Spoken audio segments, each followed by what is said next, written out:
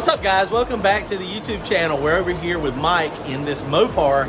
Man, he really got a lot of hate from this, putting an LS in a Mopar. He knew that was going to happen.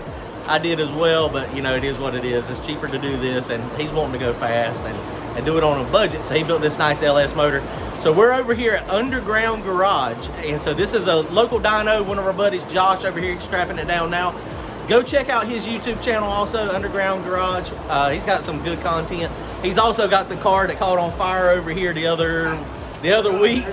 When was that? That was what, that was last time we were at Streetcar Takeover. Yeah, at the end of July, Streetcar Takeover. So blow the motor up. That was what, a 4.8? That was a 5.3 aluminum 5.3. Aluminum 5.3. It grenaded itself and had a huge fireball out the back. But so he's working on getting that thing back going. Go check out his YouTube channel. He's also renting dyno time. So if anybody wants to come over and strap down on the dyno, he doesn't do the tuning. You're responsible for your own tuning, but he will let you blow your up on his dyno. Sure enough. So check it out, guys. Let's check it out. We're gonna make some pulls on this one today, see if we can get some good power. So here you go. One of the things Mike done also, he changed this pipe up a little bit. Somebody suggested, they were like, maybe we should see how much power this is actually gonna rob. So we may be able to do that today. 427 monster heads. The blower is a Procharged F1A, so it's not a gangster Mac Daddy blower, but it will make some good power. And this is the Mopar, of course, it's out here again. This thing's freaking cool. And this dyno is one of the dynos that's got the brake on it, so it will hold 200 mile per hour unlimited horsepower. So here we go. So he's gonna be out here making some pulls. I'm just here for moral support and to make sure I don't see anything crazy happening on the dyno as well.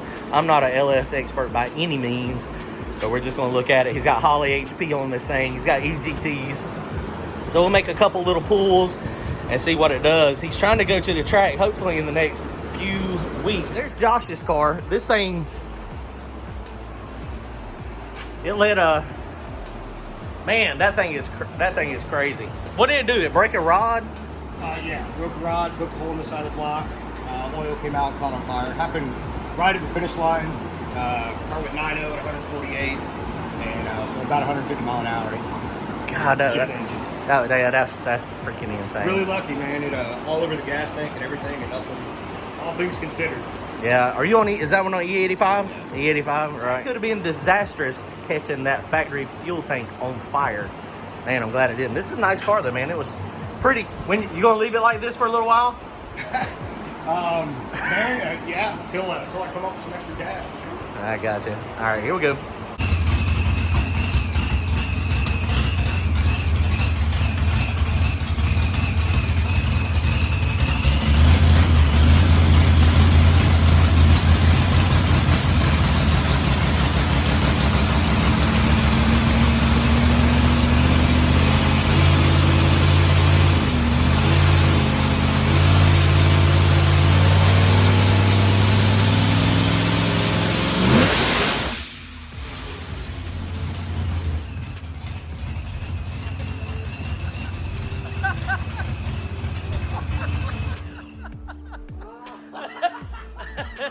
Everything that was on this wall is now gone. I didn't think about the zoomies blowing stuff off. Wow. Okay, we gotta get out of here. We can't breathe.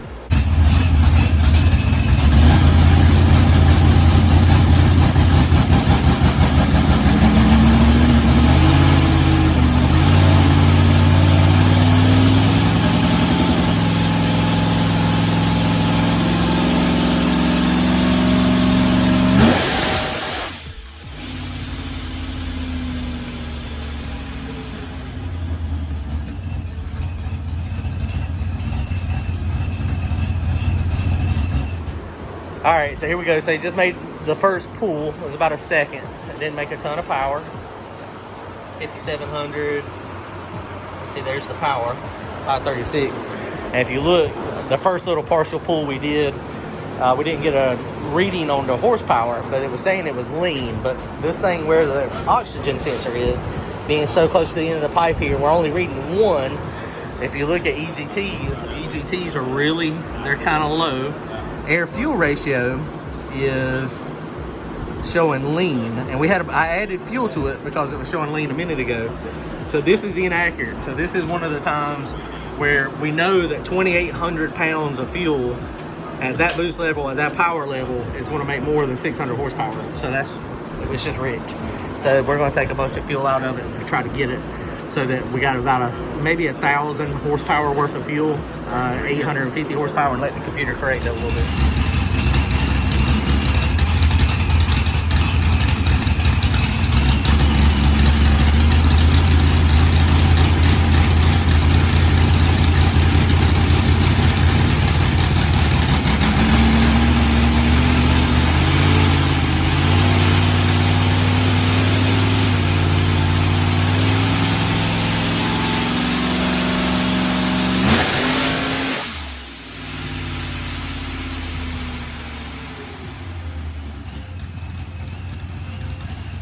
All right, guys, it made more power, but we're going to change all the spark plugs. It made, well, the graphic's gone. It made 691 horsepower at that time, but it's still the oxygen sensor. We're getting bad readings, but we pulled the plugs out of it. The plug looks like it is still rich, but we're going to change the plugs real fast, and then we're going to take a little bit more fuel out of it and try to make another couple pulls.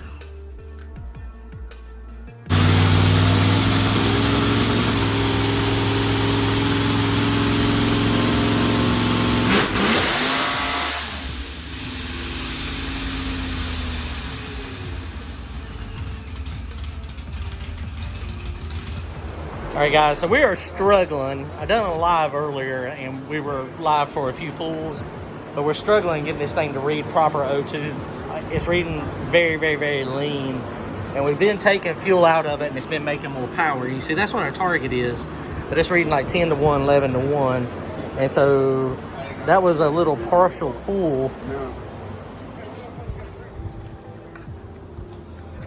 And you see, we're getting closer on air fuel. We're starting to see that cadmium burn in that strap. So we hadn't made any full long pulls, but you can see how that cadmium is starting to burn. So that right there, a quarter, halfway, some people do a full burn, is about where it likes to be generally. So we're getting, I think we're gonna be close. We haven't done any real long pulls though, so I hadn't had a chance to get a lot of heat.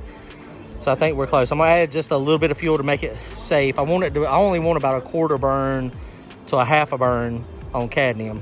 So let's see what we can do.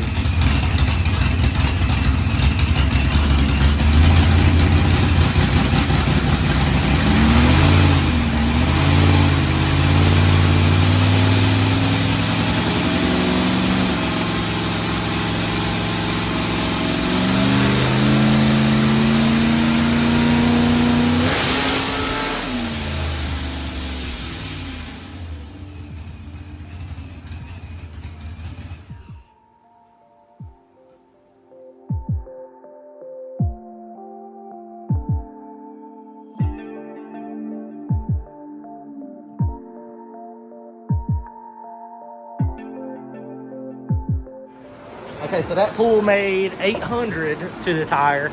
So looking at the data log, everything looked pretty close. Air-fuel ratio is still not reading right, but it's one of those things, he's gonna have to fix the tube. We're pretty sure that it's just reading in one tube is the problem.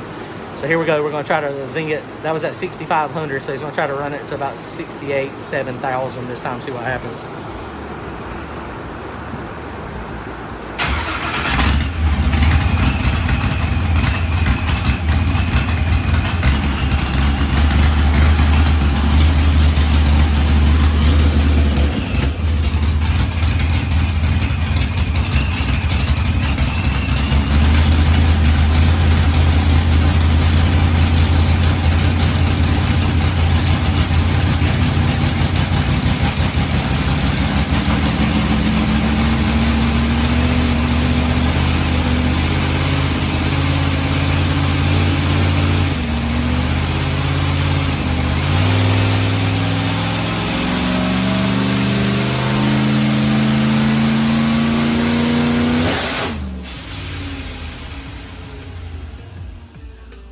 I went to load this thing in the trailer. Fired up fine, got out, backed it up, got the big out of the trailer, tried to start this thing up, and it spun over for a while. So the crankshaft sensor may be bad. Then freaking hit. It's got thrust? Not that I can move with my hand. Okay. Need to put a crank trigger on it. Yeah, so the crank sensor, I mean, I would replace the crank sensor, guys. Sure. Okay, so that thing just shut off here, so I wanted to show you on the data log. He had it wide open and it cut off. And if you look, watch the RPM. It's coming up. This was going to be our first full pull. Bam, air. That means it loses the crank. It loses track of the crankshaft, and that's usually what it is. But the way you can verify for sure, anytime RPM error, usually that is the crankshaft. But look what I did here. If you go diagnostic 6 and 7 at that same point, we're coming up. It's clean. And then you see, watch the diagnostic 6 and 7. This is on a normal data log. Boom, it's missing it. It's lost. It has no idea where it's at. So that's why it cut off, and that's why it took it a while to crank back up. So that's something on a normal data log you can see. Diagnostic 6 and 7, crankshaft and camshaft.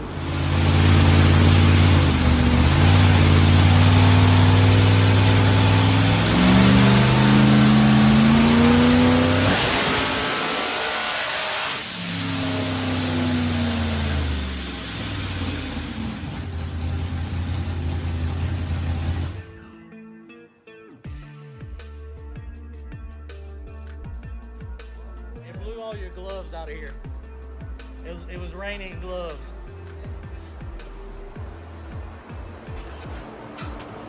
Yeah, look at that. Oh yeah, it's leaking out of the valve cover gasket pretty good. That sounded like it made good power. 841. 841. Hang on off. Hang that off. It's still running a little further out.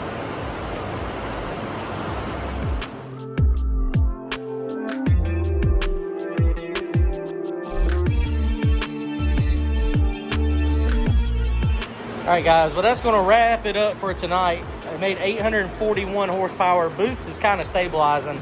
They run it up to 6,800 RPM that time. Still made 18 and a half pounds of boost. Ironically, taking the air filter off, it made 1 pound less boost, which is interesting, but we'll have to see about that later. Both of the catch cans had quite a bit of oil in it. It did blow some oil out of the valve covers, the valve cover gaskets. So that's where that little bit of smoke was. So we still got to figure out the O2 stuff so we can get good readings on that. It did not lose crank signal that time. So I don't know, maybe it could have been a fluke on the crank signal the first time, but it's happened a couple times. We're getting the crank trigger. So crank trigger may be going on it. I mean, he's got plenty of room. He's got a harmonic balancer up here. He can easily put a crank trigger on it. And then we put a crank trigger on it. It gives you the ability to mess with dwell as well and not just leave it on the 3.5 that is coming from the factory. So overall, I mean, it seems like the car is going to make some good power. We're close to blower max, honestly. Pretty much. I mean, we're close. And that would also indicate what we're seeing up there on the blower. It's not making more boost. Because generally, with a blower car, as you give it more RPM, it makes more boost. And that's just generally the way they work. But that may not be the case. All right, guys. Well, we're done for today. Comment, like, and subscribe. Don't forget to go to Josh's channel, Underground Garage. Click on his stuff. Later, guys.